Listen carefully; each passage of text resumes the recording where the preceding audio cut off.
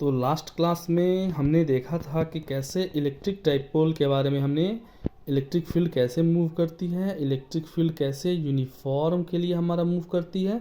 अब देखना है कि अगर हमारा dipole small angle D theta से रोटेट होगा तो टॉर्क के द्वारा लगा गया वर्क क्या होगा, जिसकी वैल्यू होती है टाउ डी थीटा, या इसे लिख सकते हैं minus P E sine theta D theta, क्योंकि डी यू जो है change in potential energy equals to negative of work done है। तो चेंज इन पोटेंशियल एनर्जी की वैल्यू होगी P E sine theta D theta.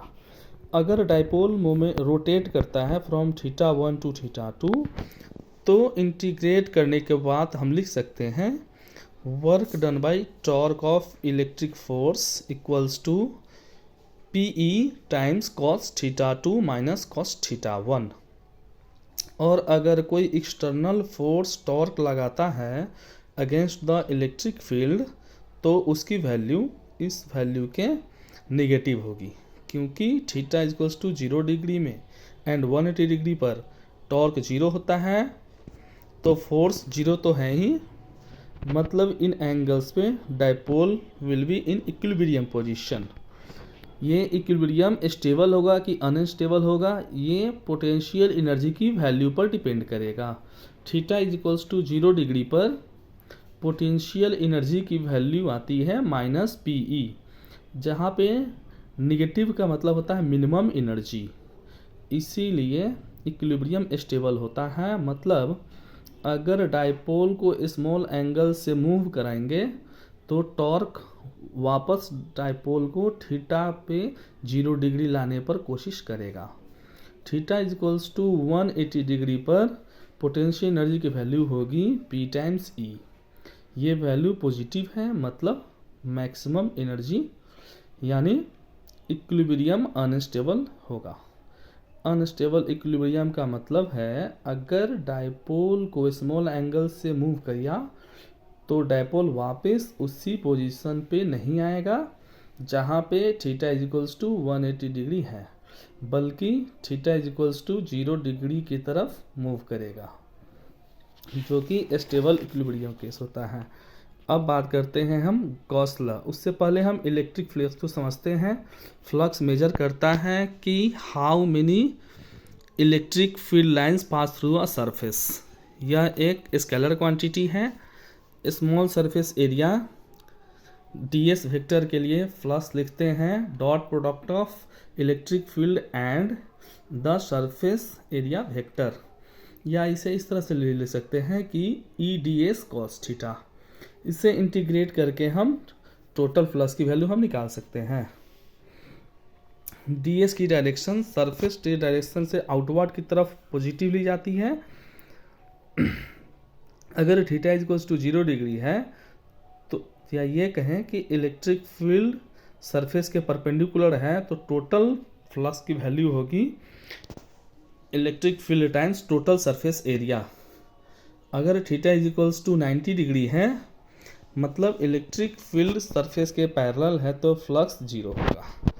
Gauss law कहता है कि अगर एक हाइपोथेटिकल क्लोज सरफेस कंसीडर करें तो उस क्लोज सरफेस पे जो इलेक्ट्रिक फ्लक्स पास करेगा वो हो जाएगा close integral of E dot D S होगा, जिसकी वैल्यू होती है उस सरफेस एरिया के अंदर जो चार्ज है Q inside this divided by epsilon not. Epsilon not constant है, यानी ये फ्लक्स केवल और केवल क्लोज सरफेस के अंदर जो चार्ज है उसी पर डिपेंड करता है। अब बात करते हैं कंडक्टर्स की। कंडक्टिंग मटेरियल के अंदर जो इलेक्ट्रिक फील्ड 0 होती है, क्योंकि कंडक्टर्स में इलेक्ट्रॉन फ्रीली मूव कर सकते हैं, और अगर कोई भी इलेक्ट्रिक फील्ड अंदर एग्जिस्ट करती है तो वो इलेक्ट्रॉन्स पर फोर्स एग्जर्ट करेगी, और इलेक्ट्रॉन्स तब तक मूव करेंगे जब तक रिजल्टेंट फील्ड वैल्यू 0 ना हो जाए। अगर इलेक्ट्रिक फील्ड 0 है तो गॉस लॉ के हिसाब से चार्ज जो है इनसाइड भी 0 होगा, यानी अगर हम कंडक्टर को कोई चार्ज क्यू देते हैं तो वो उसकी सरफेस पर ही रहेगा, अंदर नहीं। इसका मतलब हुआ in bookish language in electric field exist inside the conducting material it will apply force on electrons move until electric field values becomes zero. According to Gauss law, charge also becomes zero if we supply any charge, then it will be on surface not inside the material.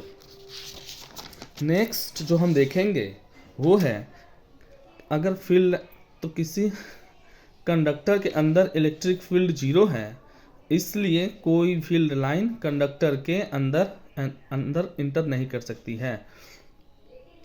ये lines conductor के surface के perpendicular होते हैं।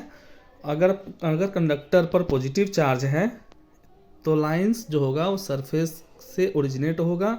अगर negative charge है तो line surface पर terminate होंगी।